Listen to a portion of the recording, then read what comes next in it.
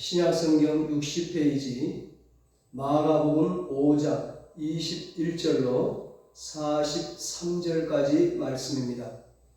본문을 한번 읽고 말씀을 들으시면 감사하겠습니다. 이 시간 하나님께 예배드리는 우리 은성교회 모든 가족들에게 봄과 같이 소생하는 역사가 있기를 주님의 이름으로 축복합니다. 오늘은 두려워하지 말고 믿기만 하라, 이런 제목으로 함께 은혜를 나누겠습니다. 지난주에 부활절 감사 예배를 우리가 드렸습니다. 여러분, 부활을 통해 우리에게 주시는 하나님의 메시지가 무엇입니까? 하나님의 능력과 하나님의 축복은 제한이 없다는 것입니다. 우리 하나님은 천지 만물을 창조하신 하나님이십니다. 없는 것도 있게 하시는 하나님이십니다. 죽은 자도 살리시는 전능하신 하나님이십니다. 이 제한 없는 하나님의 은혜와 하나님의 역사를 믿을 때 우리의 삶에도 부활의 놀라운 기적이 일어나는 것입니다. 먼 날 예수님 재림할 때만이 아니라 지금 오늘 믿는 자에게 부활의 역사가 일어나는 것입니다. 예수님께서 이 세상에 계실 때 죽었던 세 사람을 다시 살리셨습니다. 첫째는 죽은 지 4일이나 된 나사로를 살리셨고, 둘째는 죽어서 상여나가고 있는 나인성 과부의 아들을 살리셨고, 셋째는 지금 금방 죽은 회당장 야이로의 딸을 살리셨습니다.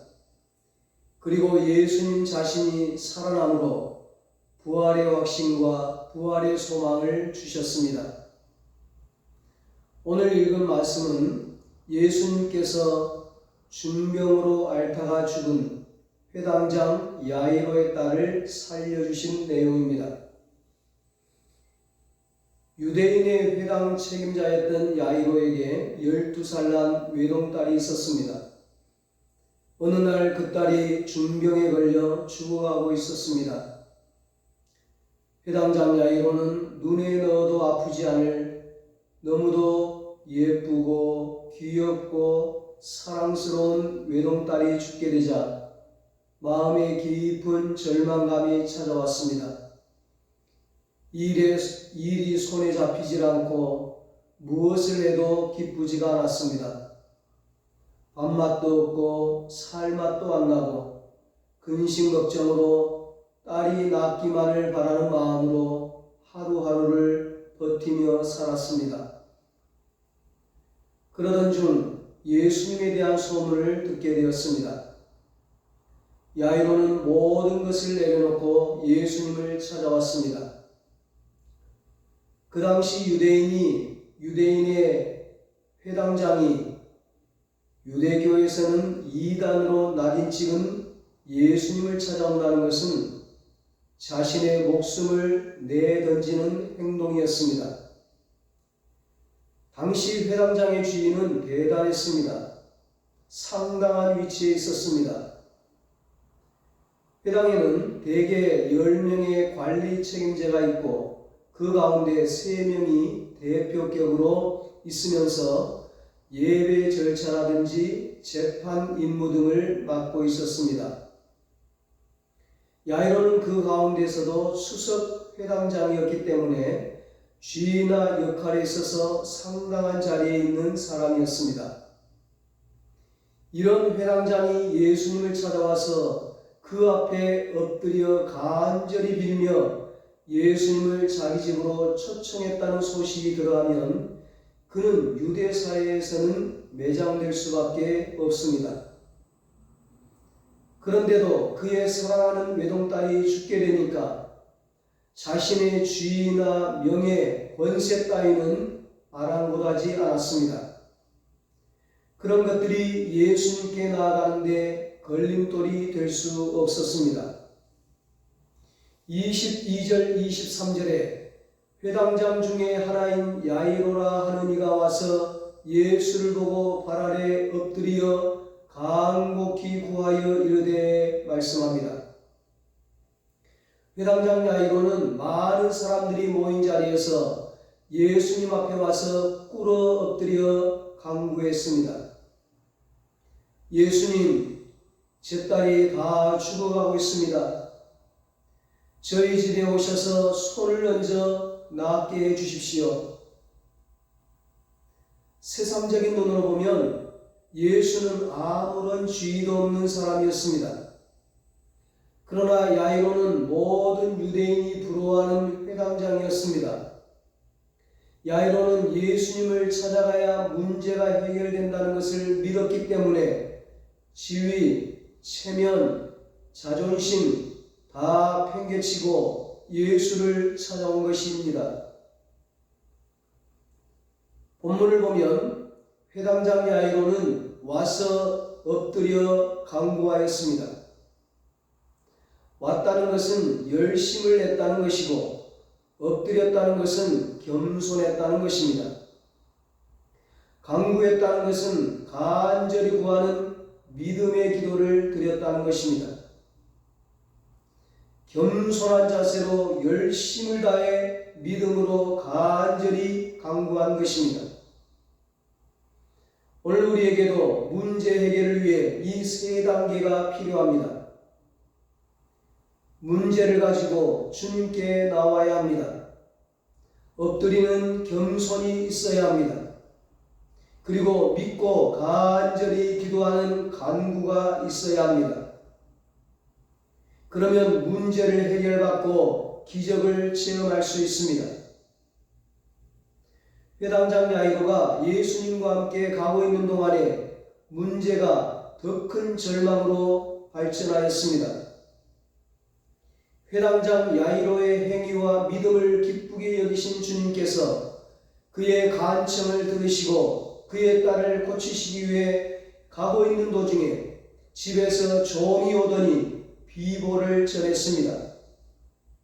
회당장님, 당신의 딸이 완전히 죽었습니다. 이제는 예수님을 모셔봤자 아무 소용이 없습니다. 더 이상 예수 선생을 괴롭히지 마십시오. 이 말을 듣자 회당장 야이로는 심장이 멈춘 것 같았습니다. 무릎에 힘이 쫙 빠져버렸습니다. 다리가 흔들흔들거리고 눈앞이 캄캄해졌습니다. 바로 이때 예수님께서 놀라운 말씀을 하십니다. 36절입니다. 예수께서 그 하는 말을 곁에서 들으시고 회당장에게 이르시되 두려워하지 말고 믿기만 하라 하시고. 여러분, 이게 얼마나 놀라운 말입니까? 세상에 누가 이런 말을 할 수 있습니까? 두려워하지 말고 그저 믿기만 하면 내 딸이 산다.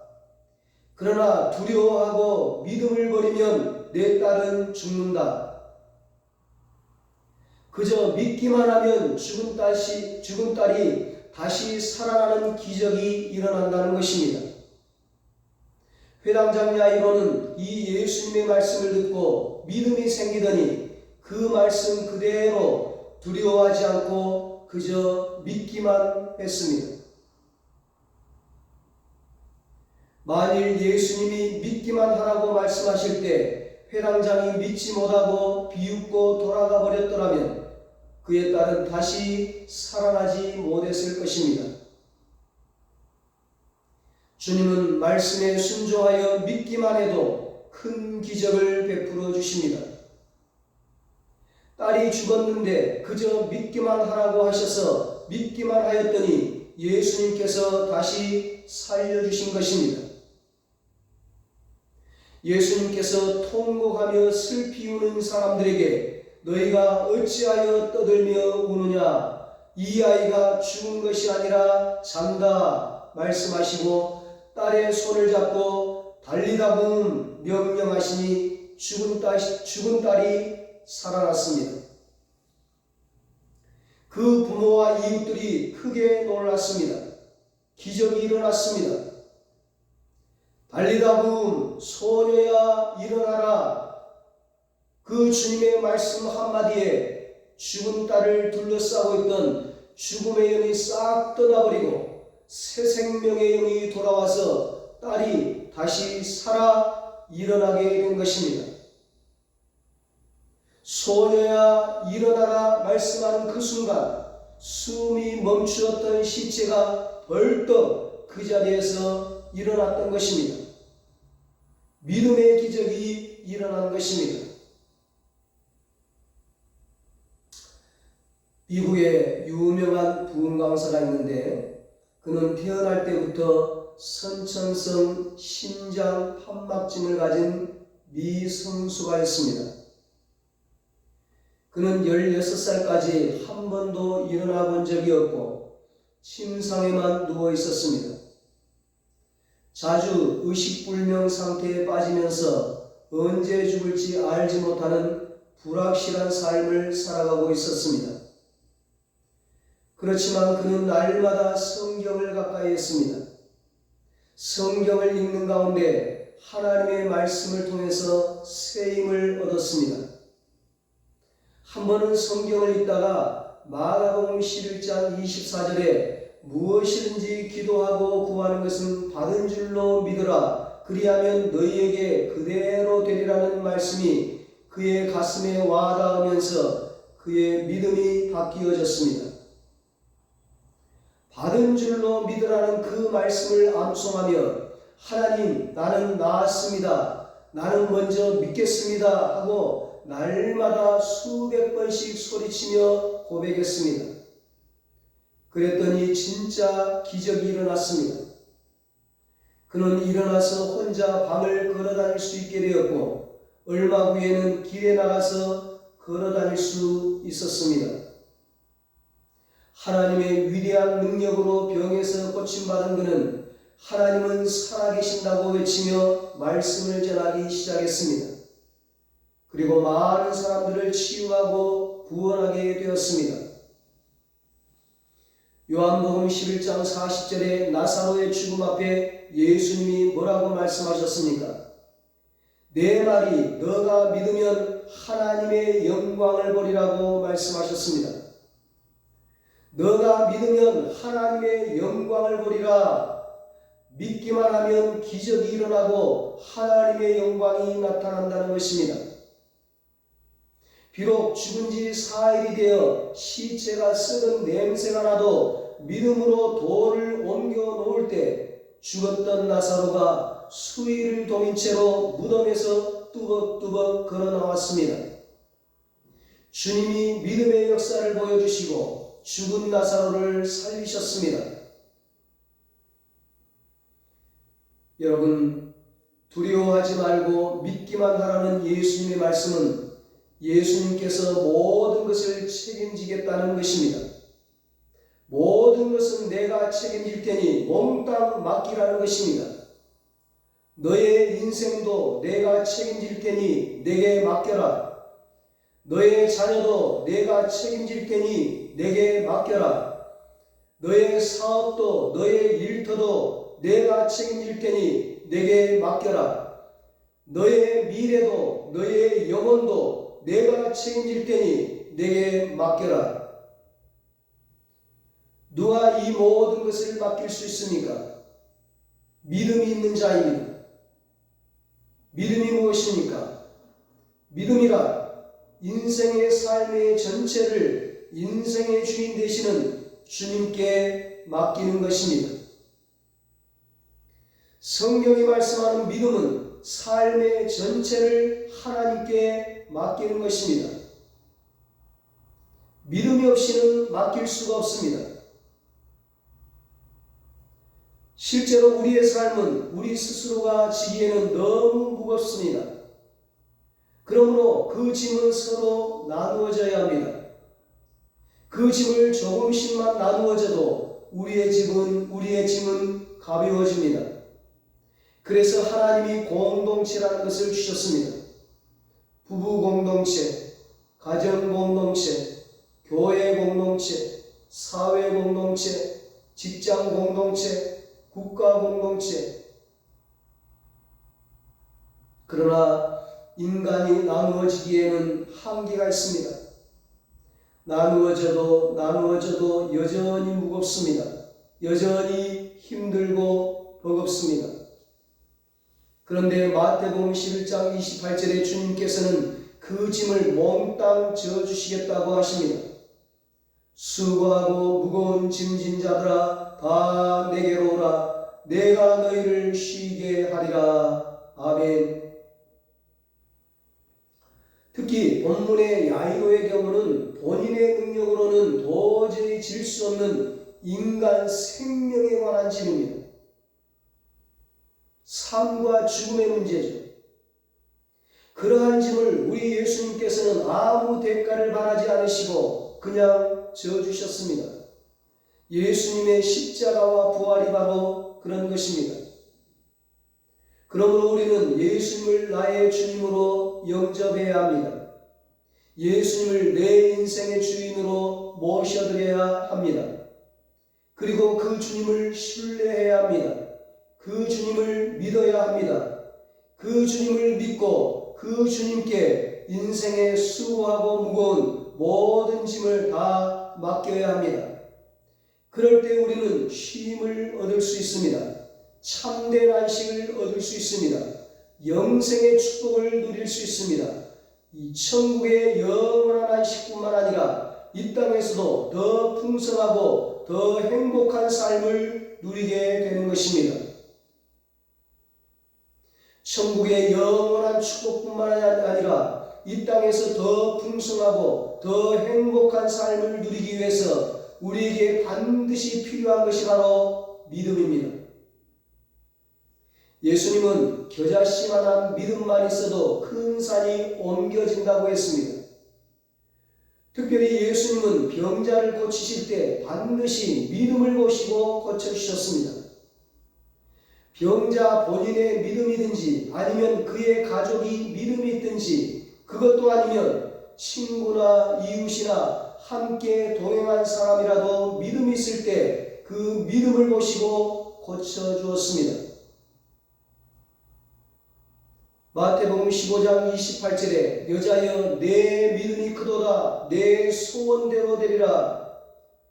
마태복음 9장 22절 따라 안심하라 내 믿음이 너를 구원하였다. 마가복음 2장 5절 예수께서 그들의 믿음을 보시고 중풍병자에게 이르시되 작은 자야 내 죄사함을 받았느니라. 아멘. 죽음에 이르는 병이 어떤 병입니까? 불치병이 어떤 병입니까?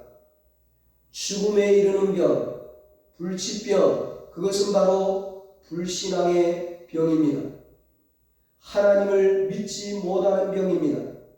예수님을 믿지 못하는 병입니다. 예수님께 나오면 역사가 일어난다는데도 믿지 못하는 것입니다. 기도하면 기적이 일어난다는데도 믿지 못하는 것입니다. 오늘 본문에 사람들이 와서 뭐라고 말합니까? 당신의 딸이 죽었습니다. 더 이상 예수 선생을 괴롭히지 마십시오. 이것은 사람들의 말인데 사람들의 말이 아닙니다.